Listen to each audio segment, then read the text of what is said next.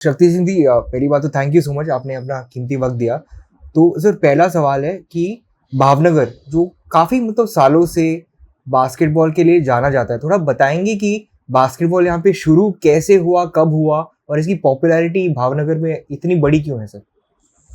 जैसे भावनगर देखो तो लास्ट 55-60 साल से बास्केटबॉल में अच्छा होता गया है। अच्छा। इसका कारण मेन ये है कि उस time sports authority of Gujarat के जो लास्ट में डीजी थे, हाँ। जयराज सिंह जी सरवैया, वो बास्केटबॉल के कोच, पहले कोच बने और यहाँ पे बास्केटबॉल का तब से स्टार्ट हुआ। वो 60 साल पहले की मैं बात कर रहा हूँ। और उसी दरमियान उसके पास 7 फीटर किरीट ओझा मिले उसको, पहले ही मिले उनको? पहले ही मिले उसको। तो अच्छा। 7 फीट मतलब 55 साल के पहले, जैसे हाँ। योगेश आया उसके पहले 55 साल हाँ, पहले हाँ, हाँ। वो आया, तो वो उसको पहले मिले।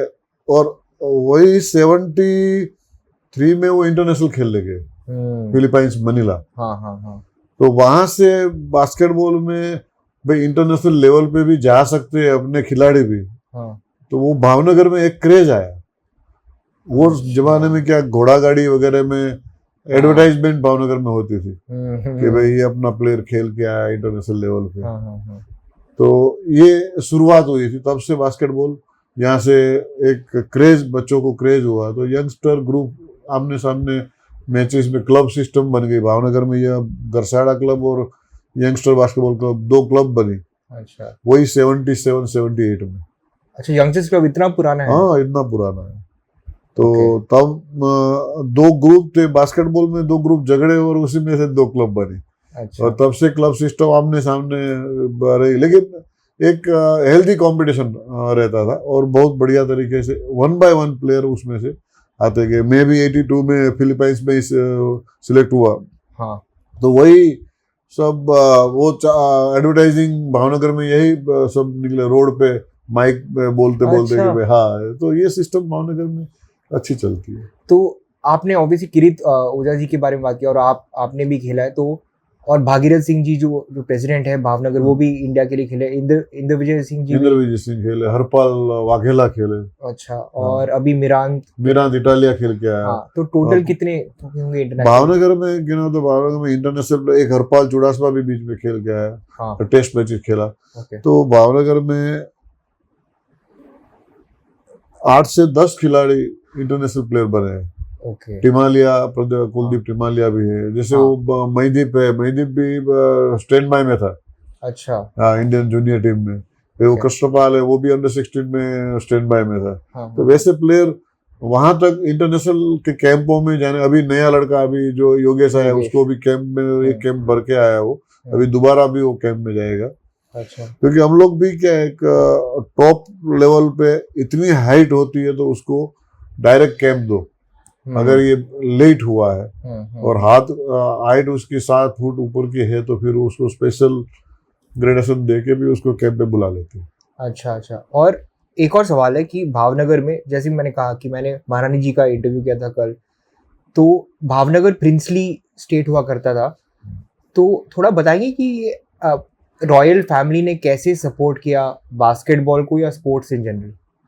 वैसे रॉयल फैमिली पहले से ही, जैसे ये महारानी साहब जो अभी है, उसके दादा ससुर थे कृष्ण कुमार सिंह, जिन्होंने पहला स्टेट गवर्नमेंट को दे दिया। सरदार वल्लभ भाई को, जवाहरलाल नेहरू जी को पहला जो स्टेट अपना दिया, वो भावनगर वाले ही थे, कृष्ण कुमार सिंह जी। और वो खुद ही क्रिकेटर अच्छे थे।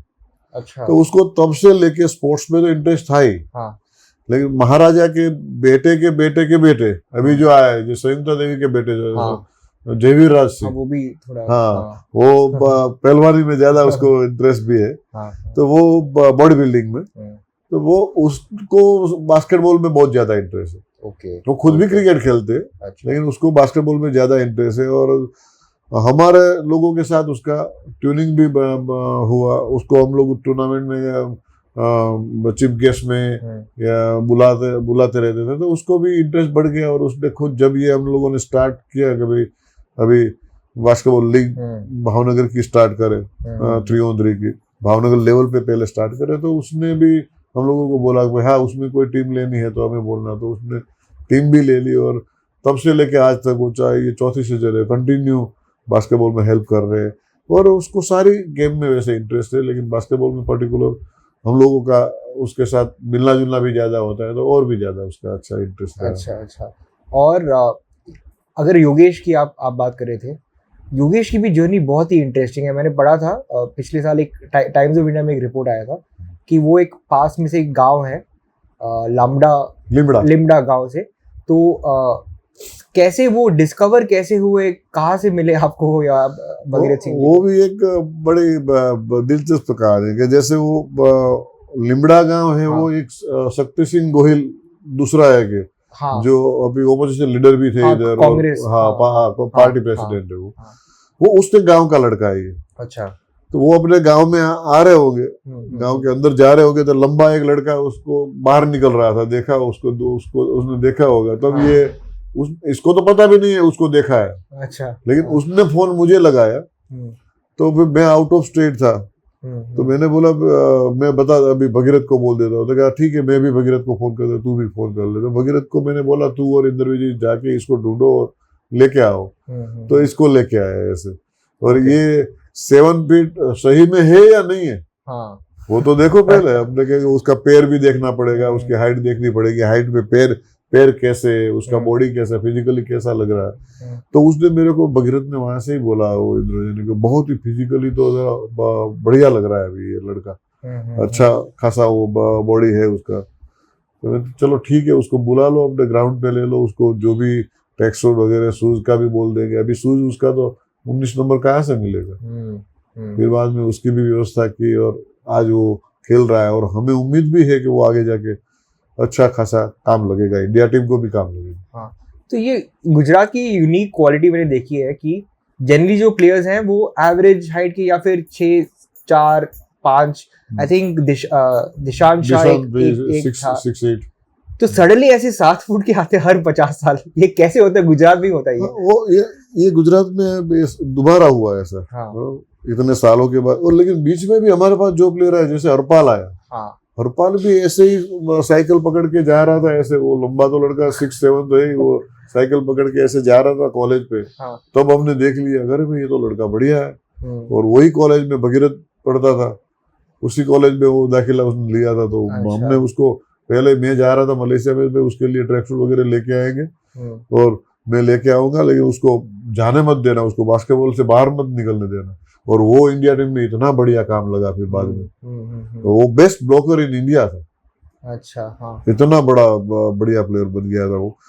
फिर बाद में नी इंजरी हुई और थोड़ा उसका डाउन फ्लो आ गया, लेकिन प्लेयर ऐसे भावनगर में वो मिला। फिर गोटी आया, हाँ विवेक, गोटी भी मेरे गांव के पास का ही है। अच्छा विवेक, हाँ विवेक भी, हाँ विवेक भी। तो वो भी 6'10", 6'9", 6'10", तो ऐसे प्लेयर मिलते रहे। जैसे गुजरात में सहज भी है, सहज पटेल भी आया 6'10", रिकिन पैठानी भी आया। वो उसके फादर मेरा ही पहले कांटेक्ट किया था कि सर मेरा बेटा हाइट वाला है।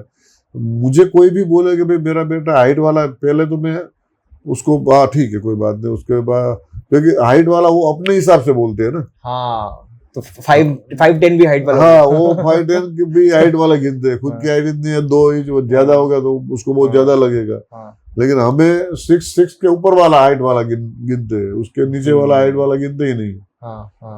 जैसे कोई भी बोलना है कि भाई हाइट वाले लड़के इधर आ जाओ, तो उसमें 6'6" वाले के नीचे वाले को आने का ही नहीं है। अभी आज का माहौल ऐसा हो गया इंडिया टीम 6'6". और अगर बीबीएल की बात करें तो बीबीएल कैसे बास्केटबॉल टैलेंट को, प्लेयर्स को अपॉर्चुनिटी देता है और भावनगर के बास्केटबॉल की लेवल कैसे बढ़ाता है सर? तो बीबीएल ऐसी एक कंपटीशन यहाँ पे, ये इंद्र विजय, हरपाल, ये यंग लड़कों ने, सबने विराट, ये सब बच्चे खेलते भी है लेकिन साथ में ऑर्गेनाइजर जैसे भी है। तो उन लोगों ने स्टार्ट किया। हाँ, हम लोगों को बोला इंद्र विजय ने, हमने बोला कि हम बैक सीट पे हम रहेंगे, हम पीछे आपके पीछे है ही, लेकिन स्टार्ट आप लोग ही करो, बच्चों को। और उसने जो बीबीएल का पूरा बना के लेके आए कि भाई हम ऐसा ऐसा करना चाहते हैं, अपने सीनियर प्लेयरों को अभी नौकरियां नहीं है तो उसको भी कुछ फायदा मिले, उसको भी कुछ मॉनिटरिंग मिले, ऐसा कुछ करना है। तो मैंने बोला ठीक है, हमें हम सिटी में जाएंगे, हमारे स्पॉन्सरर है उसको बोलेंगे और वहाँ से स्पॉन्सरशिप अपने को मिलेगी और उसी हिसाब से हम अपने प्लेयरों को देना स्टार्ट करेंगे। तो अभी जो टॉप लेवल के प्लेयर है 8 प्लेयर, तो उसको 60,000 देना स्टार्ट कर दिया। पहले 50,000 2 सीजन में दिया, अभी 2 सीजन से 60,000 कर दिया। उससे नीचे वाले बच्चों को भी 12,000 का चेक दिए गए, गर्ल्स को भी 12,000 का चेक दिया गया। तो उसको थोड़ा मोटिवेट मिलेगा। और जो भी टीम हम बनाते हैं तो वो सभी में एक लेवल जैसी टीम बनाते हैं, तो ज्यादातर उसको हर एक जो स्पॉन्सर है तो उसको एक टीम चैंपियन या रनर्सअप होती है। तो जब भी टीम उसकी चैंपियन और रनर्सअप होती है तो उसको भी एंकरेजमेंट मिलता है और वो भी खुश होके अपने प्लेयरों को और मोटिवेट करता है कि भाई चलो हर एक प्लेयर को मैं 2,000 देता हूँ, 3,000 देता हूँ। तो ये इसमें प्लेयरों को एक इंटरेस्ट बढ़ने लगा। अभी आज देखो तो जब भी सीजन की शुरुआत करते हैं तो 1,000, 1,200 लड़के का रजिस्ट्रेशन हो जाता है फटाक से। तो भावनगर जैसे छोटे शहर में इतना एकदम से हो जाए। अब नेशनल के टाइम में आप आना जरूरी है। नेशनल के टाइम में यहाँ पब्लिक किस तरह से आती है। अच्छा, हाँ, ये ग्राउंड छोटा पड़ता है तो हमें एडवर्टाइज हम ज्यादा कर नहीं सकते, हम ज्यादा हाँ, तो फिर ओवर क्राउडिंग हो जाए। तो फिर भी पिछली बार हमने ऐसा नहीं किया था, फिर भी हो गया इतना ज्यादा, तो ओवर क्राउड फिर रोकना मुश्किल हो जाता है। टिकटिंग का प्लान है वो काफी रेवोल्यूशनरी होगा। मैंने पिछली बार तो मैंने ये पास भी बनाए थे। अच्छा, हाँ, 1,000 पास बनाए थे। हाँ। लेकिन 1,000 में उससे ज्यादा कर नहीं सकते। उससे ज्यादा फिर जगह तो अंदर है नहीं, कहाँ बिठाएंगे। और टिकट अगर आप लेके आ जाएंगे अंदर तो बैठेंगे कहाँ। इसलिए मैंने पास सिस्टम इसलिए किया था, 1,000 रुपये का एक पास पूरे टूर्नामेंट का रखो। तो वो 1,000 तो चले गए, लास्ट में बोलने लगे भाई पास दो। तो इस बार थोड़ा बढ़ाएंगे, सोचा करेंगे थोड़ा ऐसा। इस बार सोच रहे हैं कि भाई हम 1,000 का 1,500 पे करे या 1,200 सीट कर दे, ऐसा करके करें। क्योंकि ये भी बहुत रेवोल्यूशनरी चीज है। क्योंकि मैंने सुना है कि रामू मेमोरियल जो टूर्नामेंट होते थे मुंबई में, तब शायद टिकटिंग था 70s में। इवन भावनगर में हमारा एक स्वामीराव टूर्नामेंट होता था। ओके, हाँ, इन्विटेशन टूर्नामेंट स्टेट का, और उसमें हर एक में हमें टीम टिकटिंग रखनी पड़ती थी। हमने यहाँ वेस्ट जोन टूर्नामेंट किया था कॉन्वेंट स्कूल में, तब भी हमें टिकट रखनी पड़ी थी। ये कब था west zone tournament? West zone 1980 में था। तो ये सब ऐसे बंद क्यों हो गया ये सारे टूर्नामेंट्स अब? वेस्ट जोन और इंटर जोनल फेडरेशन ने बंद कर दिया, फॉर्मेट चेंज हो गया। हाँ, क्योंकि वो फॉर्मेट ही चेंज हुआ फिर। और अभी इवेंट बहुत ज्यादा बढ़ गई। जैसे अभी इंटरनेशनल इवेंट भी कितनी बढ़ गई, home and away, Olympic qualifier, world cup qualifying, फिर एशिया कप क्वालिफाइंग, ऐसे इतने इवेंट टूर्नामेंट बढ़ गई है। तो सभी टूर्नामेंट करना भी मुश्किल हो गया है। अच्छा, इसलिए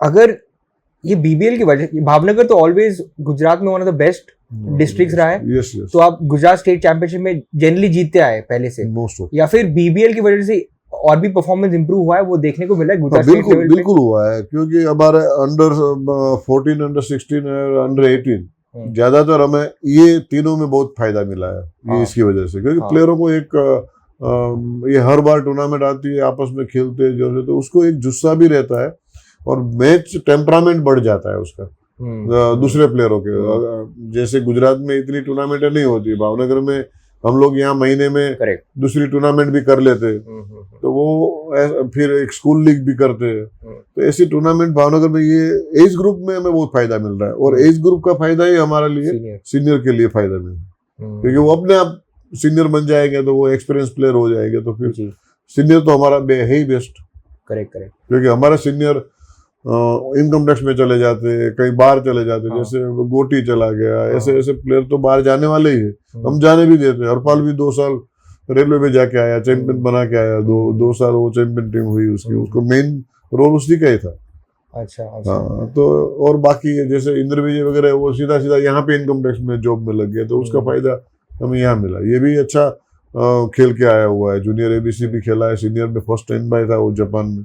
अच्छा, तो ये मैं आपको पूछ रहा हूँ बिकॉज आपके हैसियत से as a president of Gujarat basketball association और अब बीएफआई के भी एग्जीक्यूटिव मेंबर है, तो ये बीबीएल का जो फॉर्मेट है हम बाकी डिस्ट्रिक्ट्स में गुजरात में क्यों नहीं देखते हैं? और बाकी पूरे इंडिया में अगर हर डिस्ट्रिक्ट में हो बीबीएल टाइप का, तो पूरा नक्शा ही बदल जाएगा बास्केटबॉल का। बिल्कुल।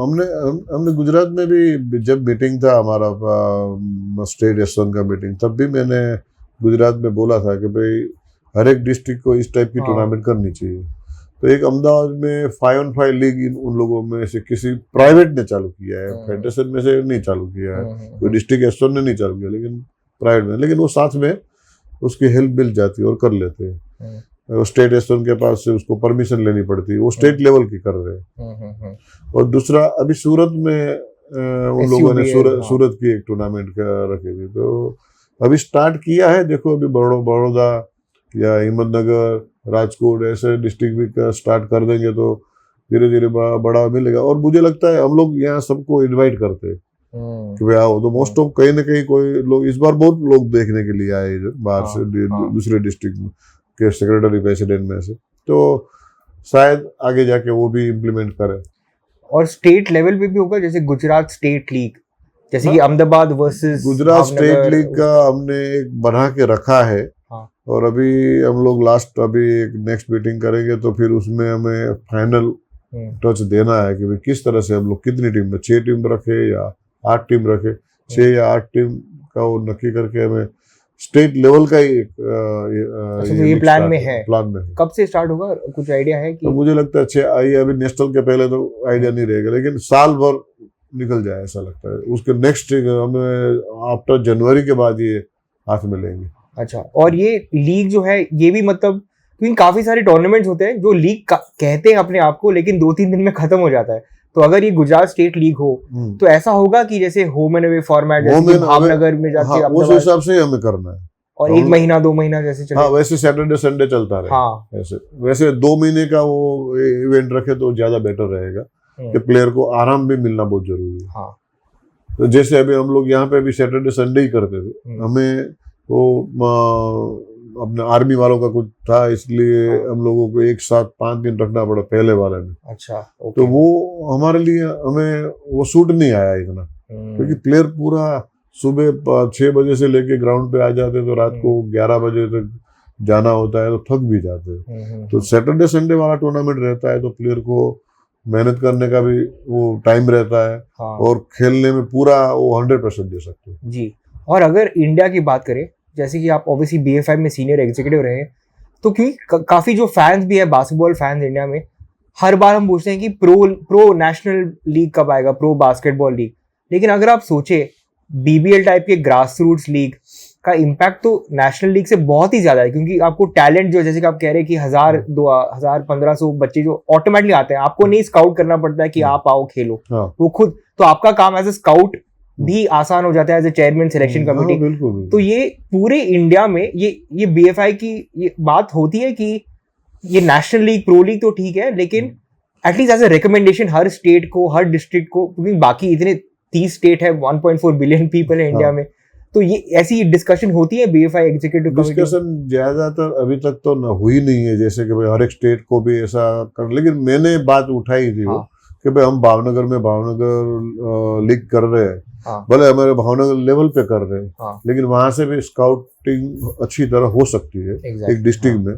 तो भावनगर से और डिस्ट्रिक्ट भी बहुत बढ़िया बढ़िया है इंडिया में, तो बड़े बड़े सिटी है, तो उसमें स्काउटिंग और अच्छी हो पाएगी। और हर एक स्टेट में कोई एक डिस्ट्रिक्ट या 2-3 डिस्ट्रिक्ट में ऐसी टूर्नामेंट होती रहे, तो अपने आप अपना हमें बाहर नहीं निकलना पड़ेगा स्काउटिंग करने के लिए, अपने आप अपने को प्लेयर मिलते रहेंगे। जी। तो उस बारे में बातें कई लोग ये करना चाहिए ऐसा बोल तो रहे, अभी कब इम्प्लीमेंट करें अपने स्टेटों में, मेन बात वही जी। तो हम अब दूसरे हिस्से पे आते हैं। थोड़ा मैं आपको इंटरप्ट करूंगा कि उसमें हर एक को कॉन्फिडेंस नहीं है कि हम स्पॉन्सरशिप ले पाएंगे। वो स्पॉन्सर पे ही अटक जाते हैं। स्पॉन्सरशिप यहाँ पे थोड़ा हमारा पहले से अच्छा है। जैसे मैं टूर्नामेंट कोई भी भावनगर में करता हूँ तो मुझे ज्यादा तो स्पॉन्सर और ना नहीं बोलते, मिल ही जाते हैं। वो इसलिए मिल जाते हैं कि उसको अभी आइडिया आ गया कि भाई ये बहुत बढ़िया बास्केटबॉल का काम ये लोग कर रहे हैं, और बच्चों के पीछे पूरा वो समर्पित हो जाते हैं कि बच्चों को इतना वो आगे करते हैं, खर्च भी करते हैं। हम लोग जैसे यहाँ नेशनल होगी तो यहाँ कोई प्लेयर को मुश्किल नहीं होगी। हर एक प्लेयर को आप पूछना कि भाई आपको कैसे रहना खाना पीना, वो बोलेंगे। जिस तरह से जो टीम में है, जैसे टीम में है उसको मुताबिक हम मुताबिक उसी के हिसाब से हम उसको होटल वगैरह देते हैं। जी जी। हर एक होटल तो सरोवर या इस्कॉन नहीं होगी, लेकिन वहां के लिए जो प्लेयर है टॉप लेवल के वो वहां जाएंगे। लॉर्ड्स में जाने वाले लॉर्ड्स में जाएंगे, पैलेस में जाने वाले पैलेस में जाएंगे। और उसके बाद भी होटल, लेकिन हमने क्या भावनगर में इस बार होटल बहुत खुल गई है, छोटी छोटी होटल है।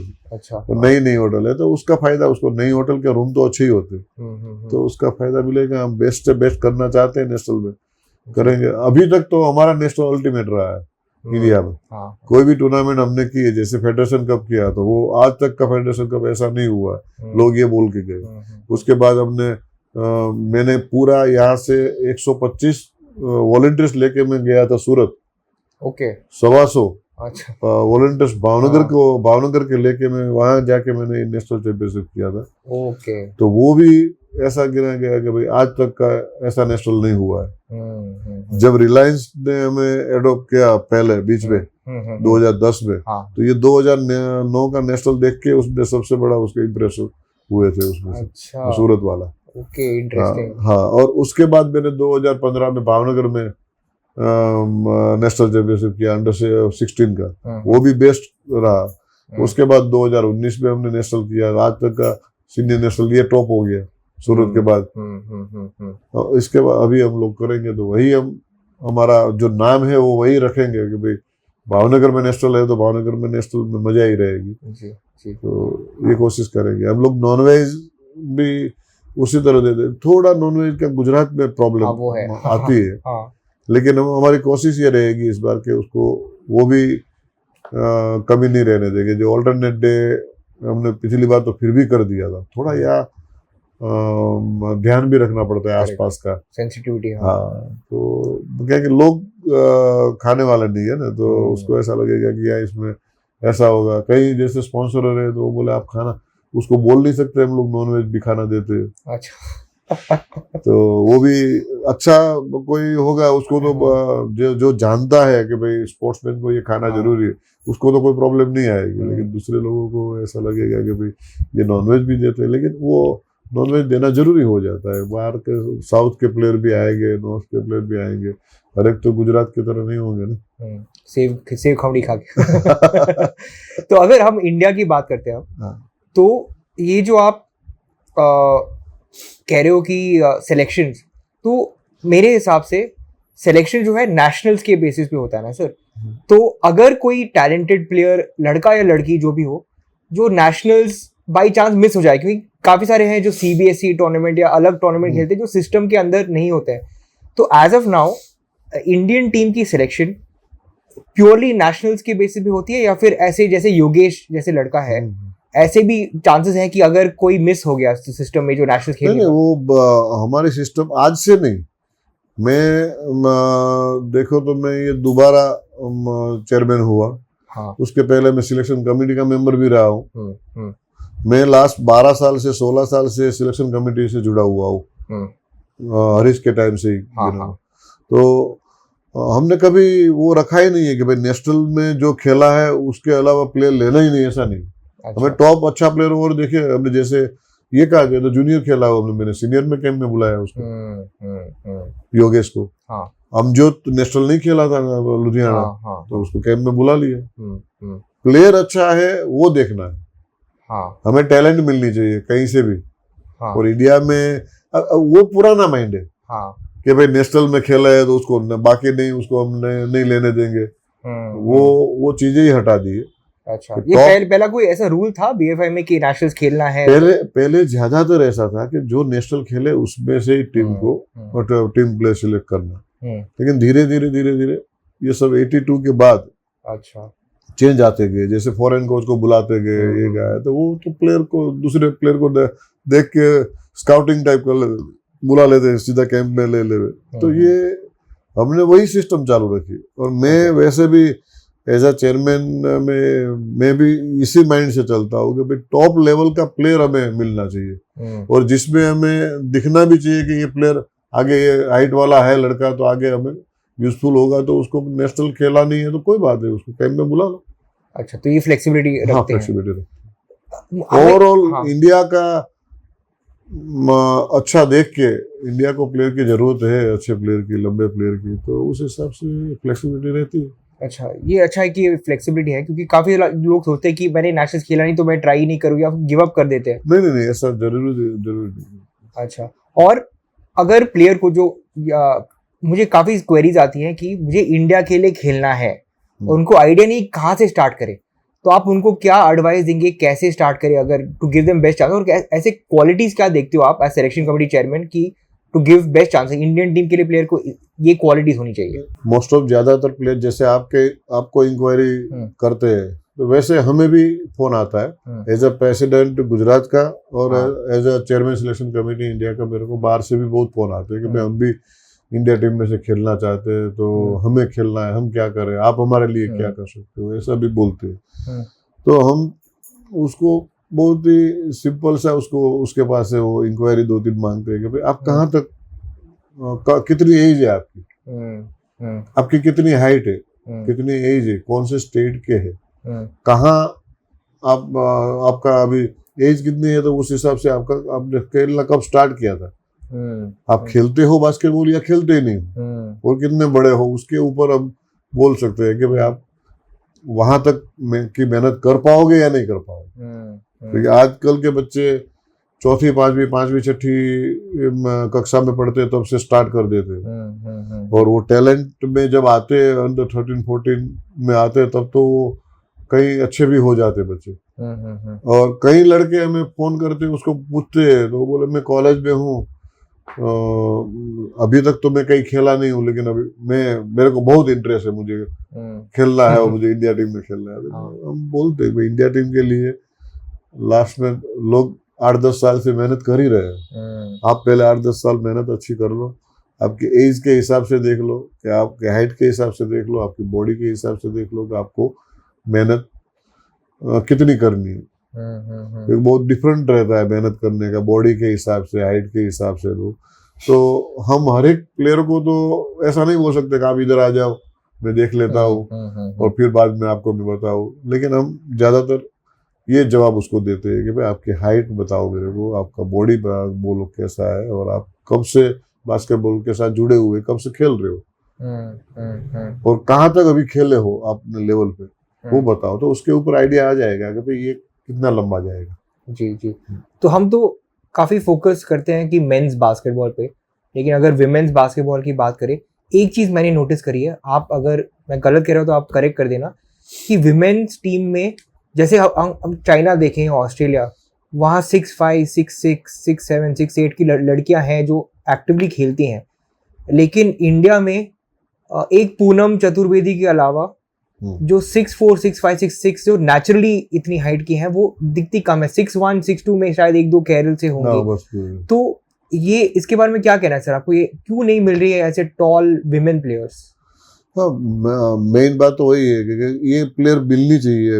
अभी अपने जैसे पूनम थी तो ऐसी प्लेयर दूसरी भी हो सकती है, इतनी हाइट वाली लड़कियां भी हो सकती है, तो कहीं ना कहीं ढूंढने से मिलते तो है। लेकिन जैसे अभी हमारे भावनगर अहमदाबाद में आहना आई तो वो भी 6'1" लड़की एकदम से मिली। एक सूरत में भी एक लड़की है, वो भी हाइट वाली है, 6'1". एक बड़ौदा में अभी एक लड़की मैंने देखी, तो वो मैंने डायरेक्ट उसको जूनियर का कैंप जो अभी हुआ उसको ऐड करके डाल दिया कि भाई ये लंबी लड़की है, अभी इसकी हाइट है और बड़े ऐसी भी है, तो आगे जाके हमने और काम लगे, क्योंकि 2011-12 की है, तो वो और भी आगे काम लगेगी। अच्छा, और एक और जो एरिया है नॉर्थ ईस्ट, क्योंकि बीएफए प्रेसिडेंट अर्जुन जी ने भी कहा है कि नॉर्थ ईस्ट में जो मिजोरम में वहाँ भी एक लीग है, सुपर लीग करके, तो वहाँ भी लड़के बच्चे खेलते हैं और उनका बॉल हैंडलिंग, ड्रिबलिंग सब बहुत ही अच्छा है, बहुत फास्ट क्विक प्लेयर्स हैं।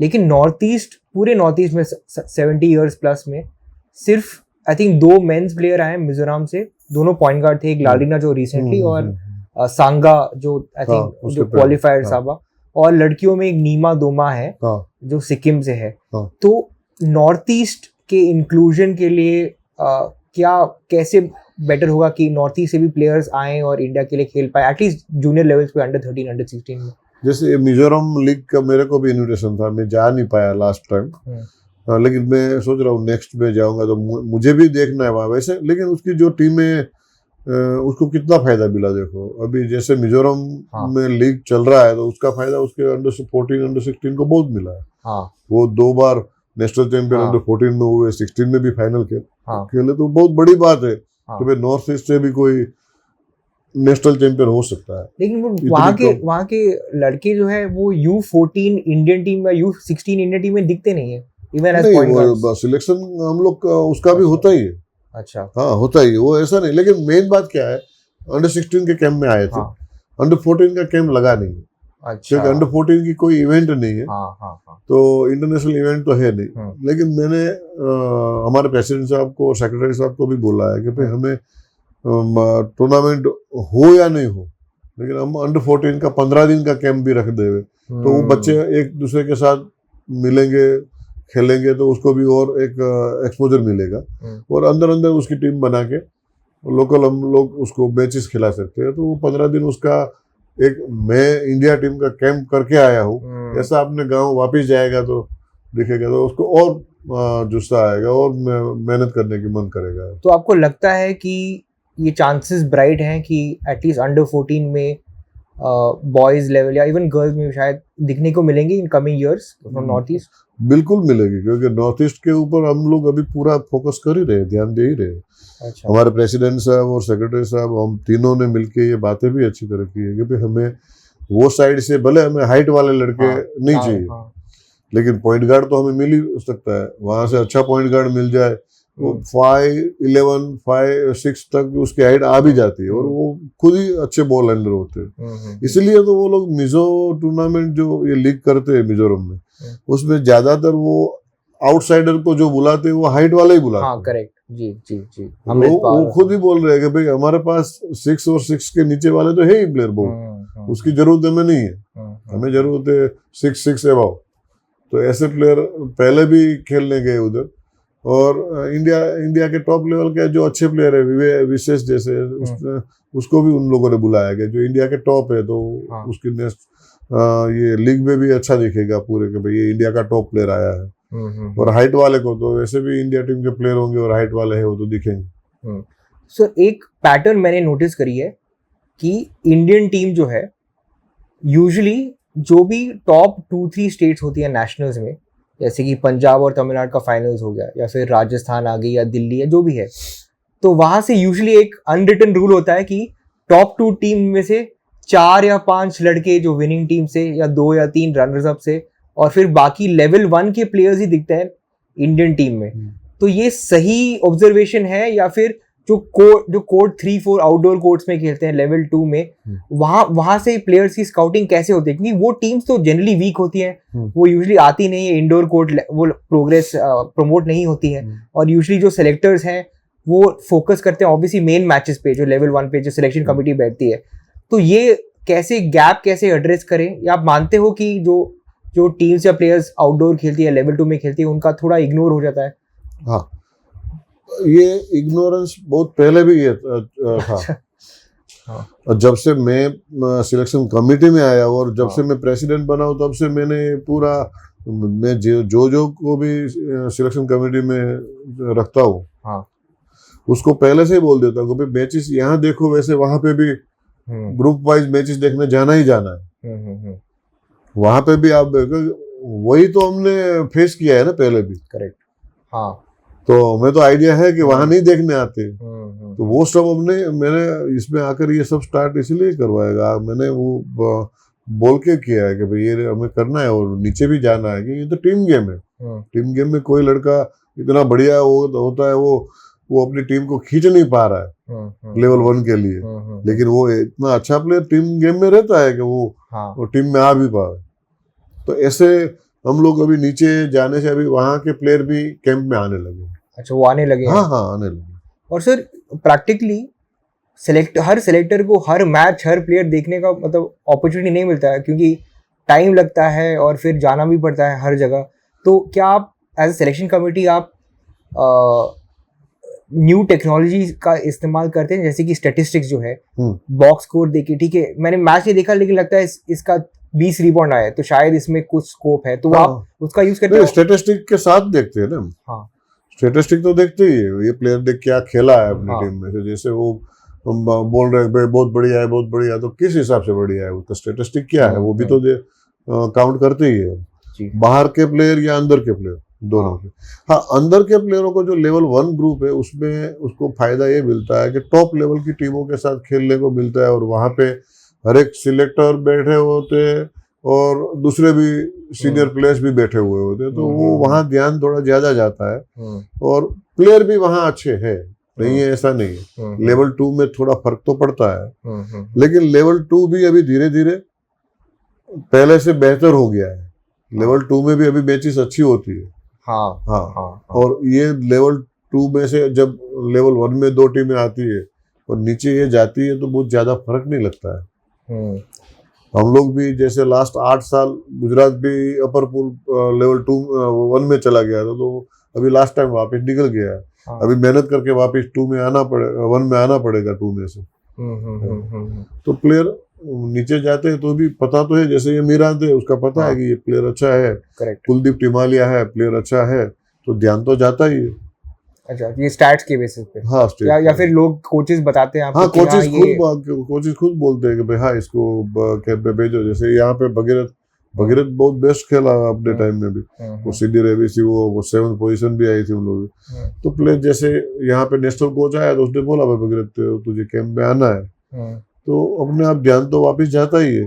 प्लेयर अच्छे है उसको ध्यान तो जाता ही है। तो सर एक और इश्यू है जो बास्केटबॉल में इतना प्रोमिनेंट नहीं है लेकिन फुटबॉल में इसकी काफी चर्चा होती है, इंडियन फुटबॉल में, कि इंडियन ओरिजिन प्लेयर्स। और हम भी देखते हैं कि इंडियन बास्केटबॉल में जैसे इंदरबीर सिंह गिल हैं जो यूएस या पंजाब कैनेडियन नेशनल्स हैं, उनका पासपोर्ट जो है यूएसए का है, कनाडा से है, लेकिन काफी सारी इंडियन ओरिजिन है वो। तो उनका ये है कि वो आते हैं इंडिया, वो पूछते भी है कि मुझे इंडियन टीम के लिए खेलना है, लेकिन मैं भी उनको बताता हूँ कि as per government of India rules आपको एक पासपोर्ट होल्डर होना चाहिए टू प्ले फॉर इंडिया। लेकिन as a selection committee chairman आपको लगता है कि ऐसे इंडियन ओरिजिन प्लेयर्स 1 या 2 ऐसे अलाउ होने चाहिए? जैसे क्या टीम बेटर होगी, क्योंकि उनका तो ट्रेनिंग यूएस में है, बेस्ट फैसिलिटीज है। तो आपकी इस डिबेट पे आपकी क्या ओपिनियन है सर?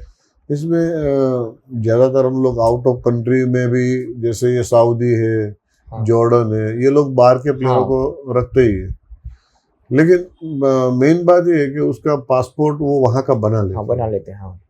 और वही सेम प्रॉब्लम यहाँ पे अपने को, हम लोग भी ऐसा ही मानते हैं कि भाई अब हमारे पास भी ऐसे 2 प्लेयर आए, बुल्लर जैसे आ जाए तो बढ़िया हो जाए टीम भी, अपनी 2 प्लेयरों से अपनी टीम सीधा सेमीफाइनल तक पहुंच जाए। तो वो चांसेस पूरा है, लेकिन उसके लिए पासपोर्ट तो दूसरे कंट्री में जैसे बनाते हैं, वो किस तरह से बनाते, कैसे बनाते, वो दे देते उसको, उसके सिटीजनशिप दे देते। वैसे हमें भी यहाँ या तो करना चाहिए, और जो आने वाला प्लेयर है उसको भी तो यहाँ का पासपोर्ट होने से कोई प्रॉब्लम नहीं होनी चाहिए। वो खुद ही ना बोले तो फिर क्या हो सकता है। अच्छा, तो ये इस पे कुछ मतलब डिबेट नहीं है या फिर? नहीं, अभी तो डिबेट नहीं है, लेकिन हमने ऐसा बात 2 बार ऐसी बातें आई थी कि भाई हमें भी ऐसे प्लेयर मिले तो उसके लिए क्या हम कर सकते हैं, लेकिन ये तो जरूरी है कि वो यहाँ का पासपोर्ट होना। हाँ, पासपोर्ट होना चाहिए, क्योंकि अलाउड भी नहीं करेंगे ना बिना पासपोर्ट से। तो ऐसा नहीं है कि सारे जो स्पोर्ट्स फेडरेशन है इंडिया में, ऐसा नहीं कि ये आप सब रिक्वेस्ट करोगे यूनियन गवर्नमेंट को कि ये डुअल सिटीजनशिप अलाउ कर दे, ऐसा कुछ? हाँ, बस ऐसा वो एक हो सकता है, लेकिन वो अभी तक ट्राई हुआ नहीं है। अच्छा, अभी ये बात आपने बोली है तो मैं भी ध्यान में रखूंगा, ये अच्छा सजेशन भी है आपका। तो आगे जाके बात करेंगे कि भाई ऐसा हो सकता है, तो हम गवर्नमेंट को बोले और गवर्नमेंट आगे जाके इसमें कुछ ध्यान देवे। ऐसा अगर अभी स्पोर्ट्स मिनिस्टर आए हैं मेरे, हाँ, आप भावनगर के आए हैं, तो ये अच्छी बात है, आपने बोली तो मैं कोशिश करूंगा कि भाई उसी को ही डायरेक्ट बोलेंगे जी।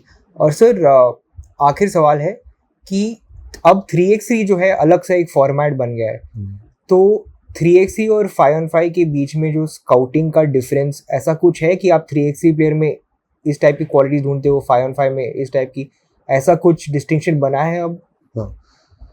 3-on-3 और 5-on-5 में डिफरेंट बहुत है। ये 10 मिनट की गेम है, 10 मिनट में बहुत ही ध्यान देना पड़ता है। ये माइंड सतत उसको ये रखना चाहिए कि भाई मुझे ये, उसमें आप सोच के कर सकते हो, इसमें ज्यादा सोचना नहीं हो सकता है, क्योंकि 10 मिनट की गेम है और 10 मिनट में आपको कहीं भी, और वो भी 10 मिनट भी नहीं कभी तो होती है, 21 पॉइंट ही है। करेक्ट, 7 मिनट में खत्म। तो उसमें हाइट का यूज कर सकते हैं 5-on-5 में। इसमें 3-on-3 में हाइट का यूज होना जरूरी नहीं है। अच्छे शूटर है तो बार बार 2-2 पॉइंट मार कर भी पूरे कर देते हैं। तो वो इसका स्काउटिंग थोड़ा अलग से है, उसका स्काउटिंग अलग है। वहाँ पे हाइट वालों की कंपल्सरी जरूरत ही है 5-on-5 में। यहाँ कल जैसे योगेश ने बास्केट मारे, कितने पास दिए, तो यहाँ पे ये लेवल पे हाइट उसके मुताबिक कोई हाइट है ही नहीं, तो वो आराम से मार ले। वहाँ कोई 6-6 वाला होगा तो भी उसको बाहर रख पाएगा, या तो थोड़ा बाहर रखे या तो उसको डिस्टर्ब कर पाएगा। और 6-6 वाला तो खुद बाहर से शूटिंग भी कर लेता है। करेक्ट। तो ये गेम अभी हो गई है। तो वो 3-on-3 में तो शूटर पे भी गेम, अच्छे शूटर हो है, और पॉइंट गार्ड वैसे 6-4 6-5 वाले लड़के अभी यही गेम खेलने लगे। करेक्ट। तो 3-on-3 का एक अलग से स्काउटिंग हो गया है। और ये भी, लेकिन बीएफआई का एक अलग सा टीम है या फिर सेम टीम? अभी तो हम लोग इसी में से, जैसे था टॉप 30 करते हैं उसी में से कर रहे हैं, लेकिन अभी लीग उसका भी स्टार्ट करेंगे। तो वो अलग करना ही पड़ेगा। और बेटर वही है कि उसके लिए इंडियन टीम भी अलग रखे और 5-on-5 भी अलग रखे और ये भी अलग रखे। तब भी क्या, उसमें पता ही है कि भाई मुझे 3-on-3 में ही मेहनत करनी है, तो वो और ज्यादा अच्छी मेहनत कर लेगा। अच्छा, अभी क्या वो 5-on-5 और 3-on-3 के बीच में थोड़ा कंफ्यूज हो जाता है। सर एक नया चीज आया, ये टैलेंट रिसर्च विंग TRW। तो ये टैलेंट रिसर्च विंग और सिलेक्शन कमेटी, इसके क्या ओवरलैप नहीं होता इन दोनों का काम, या फिर कैसे होता है सर ये?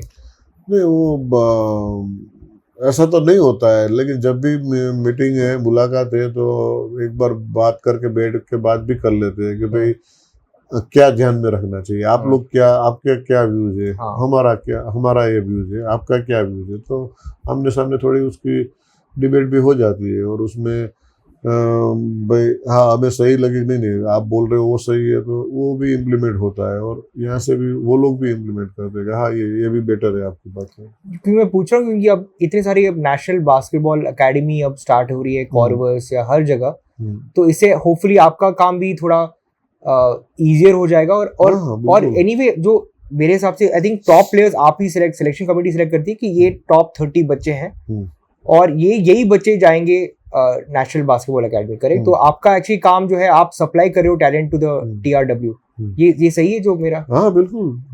ओके। हम लोग जो टॉप लेवल के देते हैं वही वहाँ बुलाते हैं। ओके। तो मोस्ट ऑफ उसमें 1-2 प्लेयर जो रह गए हो गए, या तो बाद में भी किसी ने बोला कि भाई ये प्लेयर एक अच्छा है तो पहले देख लो, तो उसको बुला लेते कैंप में, भाई 2 दिन आ जावे वो। और वहां हमें ऐसा लगे कि नहीं ये यूजफुल हो सकता है, कंट्री को काम लग सकता है, तो उसको वापस भी बुला ले। अच्छा। उसको कंटिन्यू भी कर सकते हैं। ठीक है। और सर ये फ्लेक्सिबिलिटी अभी हो गई है कि भाई अच्छा प्लेयर कोई मिले और रह गया हो तो उसका यूज हम कंटिन्यू करने में भी कर लें। जी। और सर ऑब्वियसली ओलंपिक्स चल रहा है अब, और आप एज ए स्पेशल ऑब्जर्वर आप आई थिंक जा रहे हैं अब, थोड़ा बताएंगे ये स्पेशल ऑब्जर्वर आपकी रोल क्या होगी? आप BFI की तरफ से जा रहे हैं? हाँ, BFI की ओर से जा रहे हैं। वैसे प्रेसिडेंट भी आ रहे हैं, सेक्रेटरी साहब भी आ रहे हैं, और मैं सिलेक्शन कमेटी चेयरमैन हूँ, तो मुझे भी बोला है कि आपको भी आना है। तो मेन तो क्या है कि भाई यहाँ पे जो टॉप लेवल के कंट्री आते हैं, उसके प्लेयर कैसे है, किस तरह से वो खेलते हैं, और उसके कोई न कोई कोचिस वगैरह भी, हम जैसे फीबा वाले को हम जानते हैं कई लोगों को, तो वहाँ पे वो लोग सब मिलेंगे। तो उसके साथ भी थोड़ी बातचीत करेंगे हम लोग, बातचीत होगी उसके साथ। और क्या क्या वो लोग ये ओलंपिक के लिए कैसी तैयारी करते हैं, उसके क्वालिफाइंग राउंड के लिए कैसे तैयारी करते हैं, या अपने बीच वाले जैसे लैटिन अमेरिका वाले हैं तो वो उसकी क्या सिस्टम है, प्रैक्टिस सिस्टम क्या है, यूरोपियन कंट्री किस तरह से प्रैक्टिस करते हैं, तो वो अलग अलग हमें जानना भी है, वो देखना भी है। तो उसी की वजह से वो कि चलो आप ये जाओ यहाँ पर बात भी कर सकते हैं वहाँ जाके, क्योंकि आप गिनो ना तो अमेरिकन की प्रैक्टिस अलग है, हाँ, लैटिन अमेरिकन की भी अलग है, और स्पेन बिल्कुल और और यूरोप की भी अलग है।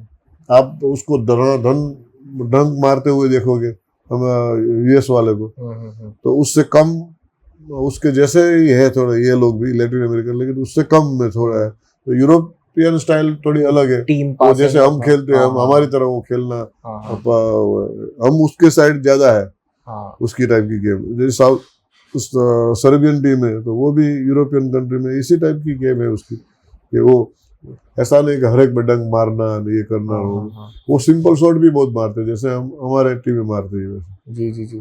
तो ये पहली बार जा रही है बीएफआई से डेलीगेशन, या फिर ये स्पोर्ट्स मिनिस्ट्री से भेजा जाए? नहीं, ये हर ओलंपिक में ओलंपिक S1 भी भेजते हैं। हाँ। जैसे मैं 2008 में बीजिंग गया था तो वो मुझे ओलंपिक S1 ने भेजा था। अच्छा। हाँ, तो तभी मेरे को पूरा का पूरा टिकटिंग वगैरह भी मेरे पास था। ओके। कि कौन किसकी में कौन सी मैच किसको कहाँ दिखा रही है अपने लोगों में से, तो वो भी था। और इस बार है वो फीबा वालों ने फेडरेशन को आमंत्रित किया होता है। अच्छा, तो ऐसे हाँ, तो फेडरेशन फिर किसको भेजेंगे वो इंडिया में से, वो तय करता है। तो आप सारे मैचेस अब कब निकल रहे हो सर? मैं 1 तारीख को यहाँ से जाऊँ। तो आप सारे मैचेस इंक्लूडिंग फाइनल फाइनल तक हम लोग रुकेंगे, लेकिन क्वार्टर फाइनल से हम देखेंगे। अच्छा अच्छा। मोस्ट ऑफ जो क्वार्टर फाइनल में से टीमें देखने को मजा, फिर और मजा आएगी। Correct correct. तो वो देखेंगे। और आप 3x3 मैचेस भी देखेंगे? 3x3 भी अलग सा इवेंट होगा?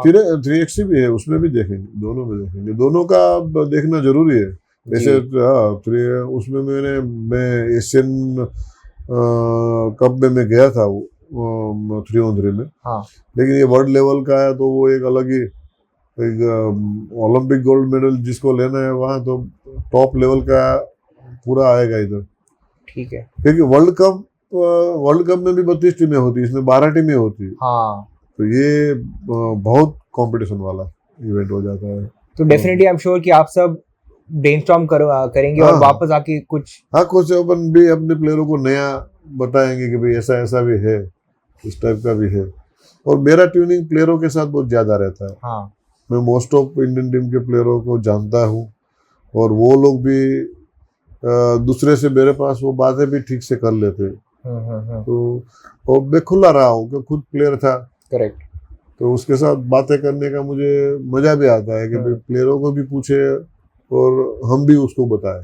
जी। और सर आखिर सवाल जो है, जो भी बच्चे हैं जो ये इंटरव्यू देख रहे हैं, जो एस्पायर करते हैं इंडिया के लिए खेले एक दिन, या फिर अपने स्टेट के लिए या डिस्ट्रिक्ट के लिए खेले, आपको क्या मैसेज क्या देना चाहेंगे आप उनको? बस मैं सभी जूनियर प्लेयरों को यही मैसेज देना चाहता हूँ, जो भी इंडिया के टीम की ओर से अपने आप को ऐसा लगता है कि मैं खेल पाऊंगा और मुझे मेहनत करनी है, मैं खेलना है, तो उसको एक ही फोकस रख के मेहनत करनी पड़ेगी कि भाई मुझे मेहनत करनी है और मेहनत के अलावा कोई ऑल्टरनेट नहीं। और मुझे दूसरे प्लेयर से कैसे आगे जाना है, उसको गिरा के आगे नहीं जाना है, लेकिन उससे ज्यादा और मेहनत करके उसको आगे जाना है। वही उसको अपने दिलो दिमाग पे रखना पड़ेगा, और उसी हिसाब से उसको साइंटिफिक तरीके से उसको मेहनत करनी पड़ेगी। उसका अपना डाइट भी सुधारना पड़ेगा, अपनी आदतें सुधारनी पड़ेगी, और बहुत ही ज्यादा मेहनत अच्छी करेंगे तो अपने आप वो इंडिया की ओर से अच्छा खेल पाएंगे और इंटरनेशनल लेवल पे भी अच्छा खेल पाएंगे। और अभी हमारा नेक्स्ट मोटो भी वही है कि अभी हमें मेडल चाहिए। हाँ, सिर्फ एशिया लेवल पे, और सिर्फ पार्टिसिपेंट नहीं, मेडल वहां लाना है और मेडल के लिए मेहनत करनी है। और वही मैं सबको, बॉयज को, जूनियर और सीनियर को यही मैसेज देना चाहता हूँ कि भाई अभी आप मेडल के लिए खेलो और उसके लिए मेहनत करो। जी sir, thank you. Thank you.